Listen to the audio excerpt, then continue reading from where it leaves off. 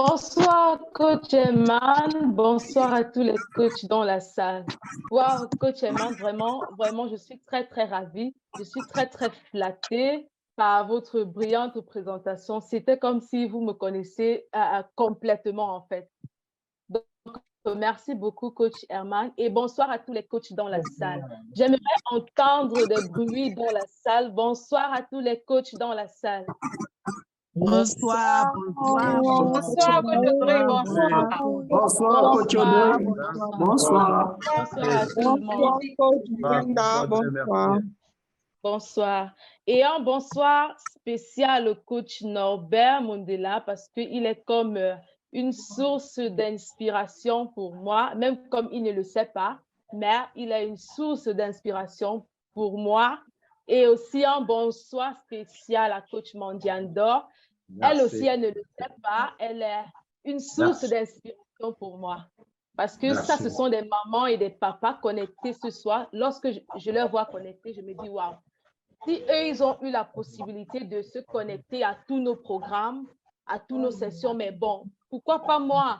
Donc, je suis ravie d'être ici présent avec vous. Alors, aujourd'hui, je vais partager avec vous sur la loi de la morale élevée de John C. Maxwell, qui est la 16e loi.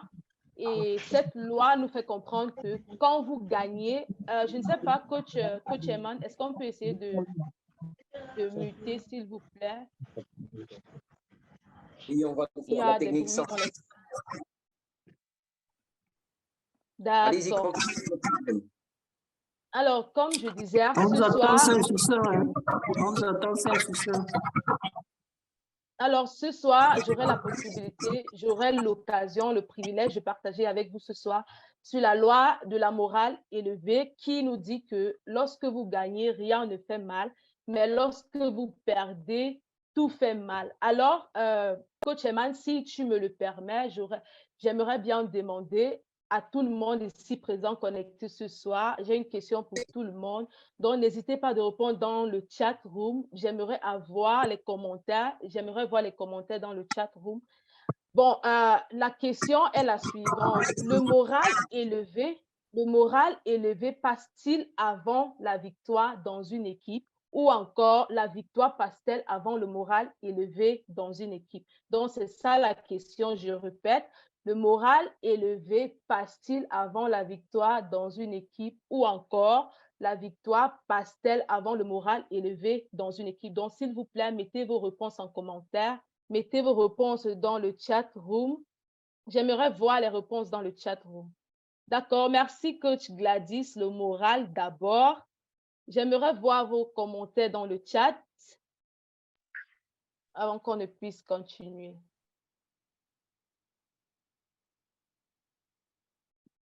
Coach Gladys a dit le moral élevé passe d'abord.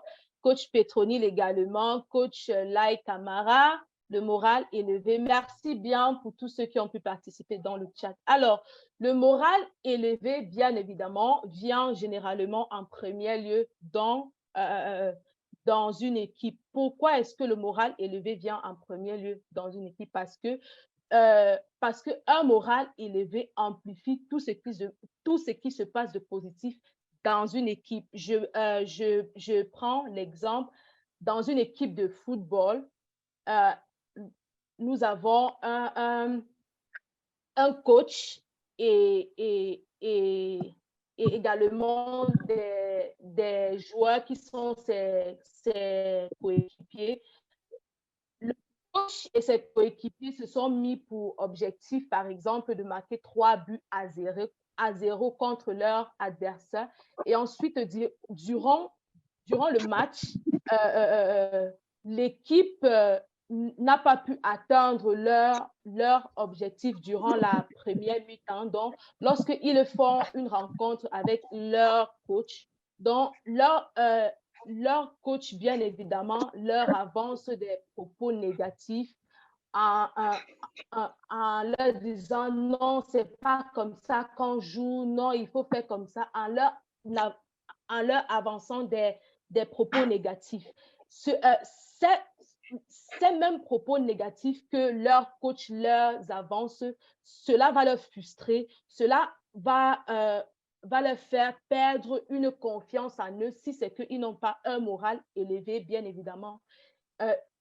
Ils vont faire face à ce qu'on appelle une frustration. Donc, mais par contre, si c'est un coach qui encourage ses coéquipiers, il célèbre les petites victoires avec ses coéquipiers.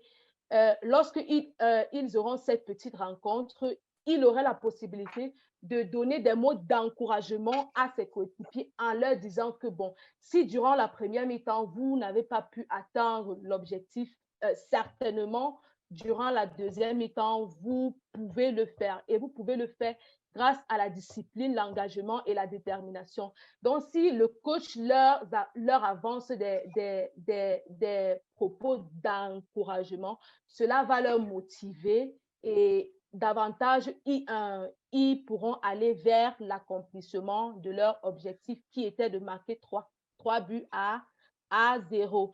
Donc, si une équipe a un moral élevé, la victoire de cette équipe, bien évidemment, suivra aussi. Donc, pour cela, le moral élevé passe en premier dans une équipe parce que le moral élevé vous donne une énergie positive, augmente vos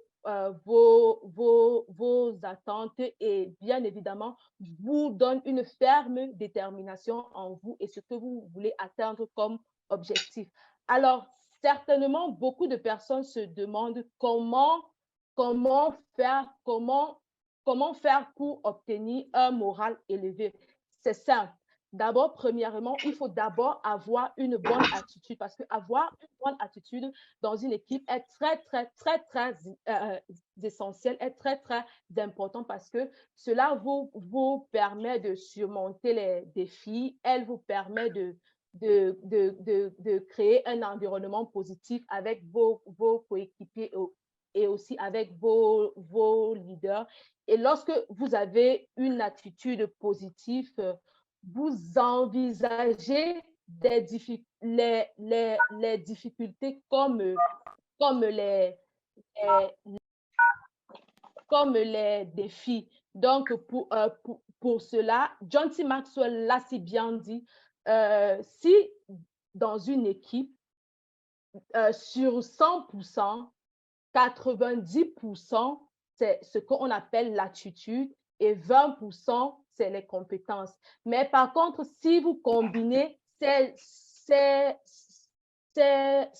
deux-là ensemble, donc, c'est-à-dire l'attitude et les compétences, je vous assure, vous aurez un moral très élevé. Donc, le deuxième point sur comment faire pour obtenir un moral élevé dans une équipe, c'est de toujours célébrer les petites victoires, que ce soit les victoires entre coéquipiers, leaders et tout, leaders et coéquipiers, entre les coéquipiers eux-mêmes. Il faut toujours célébrer les petites victoires parce que célébrer les petites victoires avec votre équipe leur donne une sorte de courage, une sorte de détermination de pouvoir affronter tout obstacle qui se présentera devant eux. Et troisièmement, c'est de toujours donner le meilleur de vous-même. Lorsque vous donnez toujours le meilleur de vous-même, par exemple, je vais dire ceci sur le fait de toujours donner le meilleur de vous-même. Il y a certaines personnes, par exemple, qui travaillent dans une entreprise. Ils travaillent dans cette entreprise-là juste pour travailler et ils mettent dans leur subconscient que non, bon, c'est pas mon entreprise, bon, je vais juste travailler parce que je veux avoir l'argent en retour. Mais ils oublient que lorsque tu es incapable de gérer l'entreprise pour laquelle tu as été confié de manager, tu ne pourras jamais manager la tienne, donc c'est-à-dire ta propre entreprise. Donc, avoir une pensée positive, faire preuve d'empathie envers les autres et surtout complimenter les autres autour de vous chaque jour. Complimenter les autres autour de vous chaque jour. De quelle façon? Par exemple, si un leader dans une équipe, dans une entreprise arrive le matin, il dit « Waouh, il prend je vais prendre un cas concret ici dans la salle. Si j'arrive là, je me connecte ce soir comme je suis connectée, je dis, waouh, coach Gladys Nangue, j'adore votre sourire. Du coup, elle va se sentir aimée, elle va se sentir parmi nous, elle va se sentir aimée et d'une façon, ça va encore lui donner le courage de pouvoir échanger avec nous ce soir. Donc, complimenter les autres autour de nous est très, très important. Donc, comme quatrième point, il faut toujours soutenir les membres de l'équipe. Alors, que vous soyez dirigeant, membre d'une équipe, coéquipier, se soutenir l'un les autres est très, très important parce que cela permet de développer une atmosphère détendue et agréable. Et comment est-ce que vous pouvez soutenir vos coéquipiers? Peut-être en partageant avec eux chaque matin, comme nous, on le fait bien évidemment à iLead Global, en partageant avec eux une vidéo de motivation, Et lorsque vous partagez cette vidéo de motivation avec eux, cela va leur booster. Donc, si c'est que quelqu'un était triste en se réveillant le matin, quelqu'un était découragé en se réveillant le matin, le fait de partager cette vidéo de motivation avec eux, cela leur remonte le moral, cela leur fait comprendre que, bon, ici, nous sommes là pour travailler, ici, nous sommes là pour s'ajouter de la valeur les uns les autres. Et vous pouvez également soutenir votre coéquipier ou votre leader ou vos coéquipiers, juste peut-être en leur donnant les conseils ou encore en partageant des informations avec eux. Donc, pour cela, pourquoi est-il nécessaire d'avoir un moral élevé dans une équipe? Premièrement, il est très, très nécessaire, il est très, très important d'avoir un moral élevé dans une équipe parce que le moral élevé permet aux membres de l'équipe d'avoir un esprit élevé, donc c'est-à-dire un mindset solide, un mindset de fort. Parce que lorsque vous avez un mindset solide, dans chaque problème, vous aurez la capacité de cerner chaque opportunité. Vous aurez la capacité de voir chaque problème comme une opportunité. Et vous verrez que l'échec n'est pas une façon pour vous d'abandonner, mais plutôt une façon pour vous d'apprendre de vos erreurs passées. Donc, il est très, très nécessaire d'avoir un moral élevé dans une équipe. Premièrement, d'avoir un mindset solide, donc d'avoir un esprit élevé. Deuxièmement, c'est de former et de développer votre équipe. Parce que former et développer votre équipe est très, très, très, très important parce que John C. Maxwell ici, dans cette loi, nous parle de deux catégories de personnes. Ceux-là qui ont les compétences et ceux-là qui ont les attitudes. Et il nous fait il nous fait comprendre qu'il ne faut pas seulement former votre équipe en termes de compétences, mais aussi en termes d'attitude. Parce que si vous combinez ces deux-là ensemble, parce que généralement, pour un succès incroyable, il faut combiner ces deux-là, l'attitude et les compétences, parce que ces deux-là vont ensemble. Il est très, très important que ces deux choses-là vont ensemble pour avoir une réussite dans une équipe. Donc si un leader a la capacité de remonter le moral de son équipe, c'est également de cette façon-là que le succès de son équipe, bien évidemment, suivra. Alors, c'est juste pour dire que si un leader comprend la capacité à améliorer le moral de son équipe, alors il y aurait plus de succès dans son équipe. Donc, comme je l'ai dit au départ, motivez vos coéquipiers, leur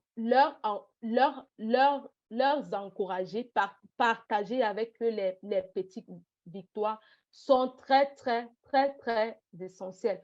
Et alors, beaucoup de personnes se demandent certainement, j'espère que jusqu'ici, vous me recevez très, très bien.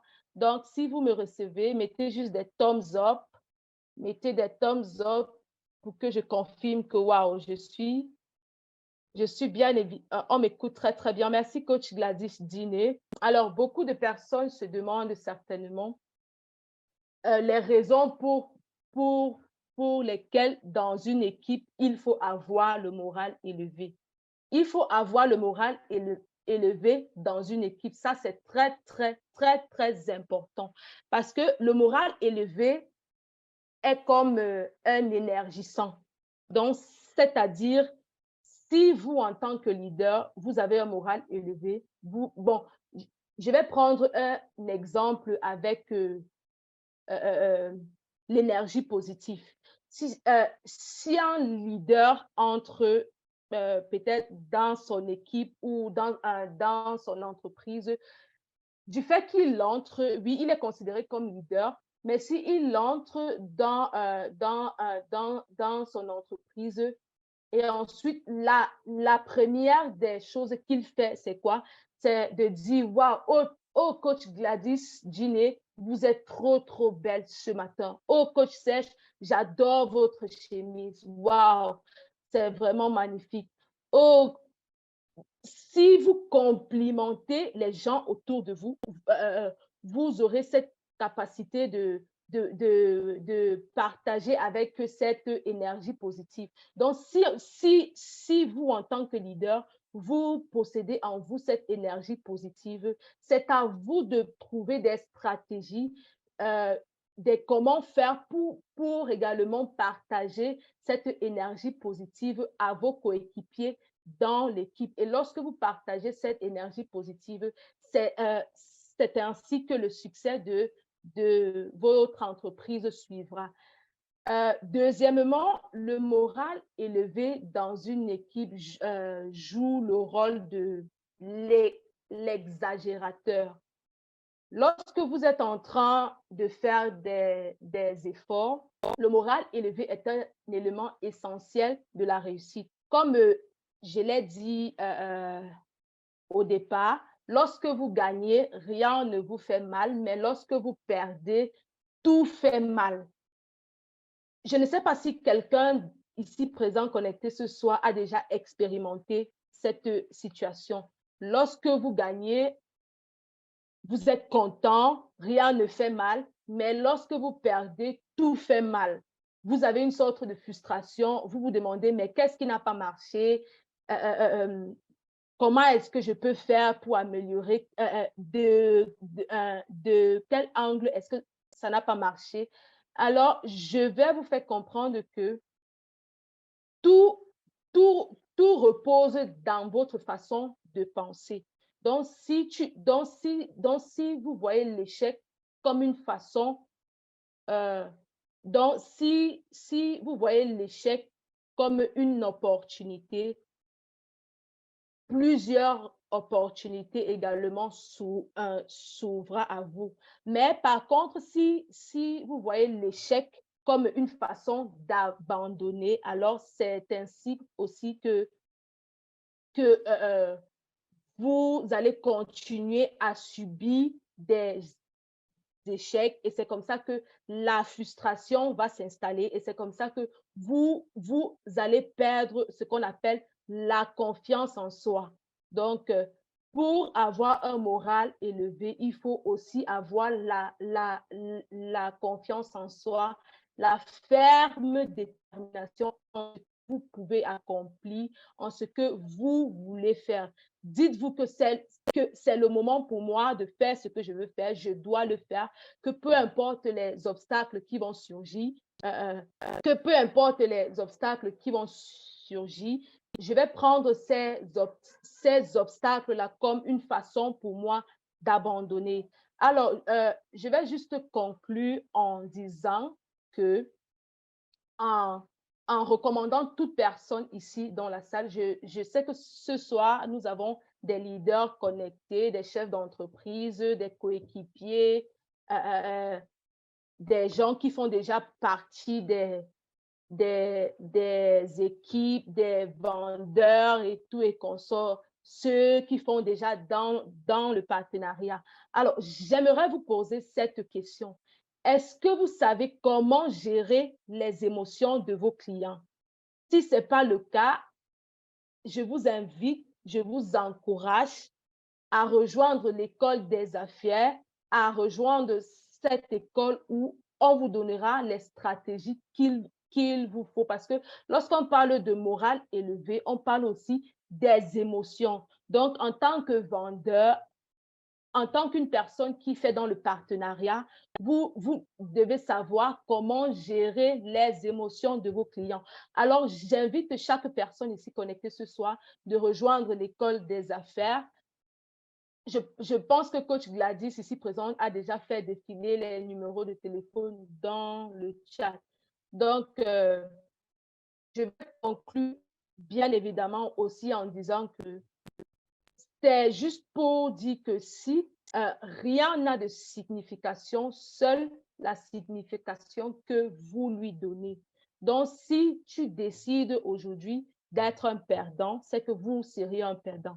Mais si à partir d'aujourd'hui, tu te donnes la ferme détermination qu'aujourd'hui, je serai un gagnant, là, tu le serais. Et on ne devient pas un gagnant juste en le disant au bout des lèvres. Parce que John C. Maxwell le dit si bien, que si vous voulez être un gagnant, il faut commencer d'abord par établir un plan de vie. Bien évidemment, c'est ce qu'on fait à l'école des coachs. Donc, pour ceux qui ne sont pas à l'école des coachs, je vous invite nombreux, massivement, de rejoindre cette école-là. Donc, comme je disais, John C. Maxwell le dit si bien, d'abord établir un plan de vie. Et lorsque vous établissez ce plan de vie, et il faut toujours mettre vos objectifs sur un bout de papier. Leurs écrits sur un bout de papier vous permet d'assimiler tout cela, de savoir, et aussi il est très, très essentiel de connaître le pourquoi est-ce que vous voulez accomplir cet objectif-là. Le pourquoi est très, très important. Alors, donc, si vous avez déjà un plan de vie, une raison, un pourquoi est-ce que vous voulez accomplir cet objectif-là, ce qu'il vous faut aussi, c'est ce qu'on appelle la discipline, l'engagement et la détermination. Donc, ça, ce sont des choses qui sont très, très essentielles. Donc, et ça, ce sont des points qu'on développe encore davantage à l'école des coachs et ainsi qu'à l'école des affaires. Je vais m'arrêter à ce niveau, coach Eman. Je vais m'arrêter à ce niveau ce soir. Je pense que le temps ne nous permet pas de pouvoir partager encore et encore et encore. Mais j'ai eu le privilège ce soir et je suis très, très ravie d'avoir partagé avec vous.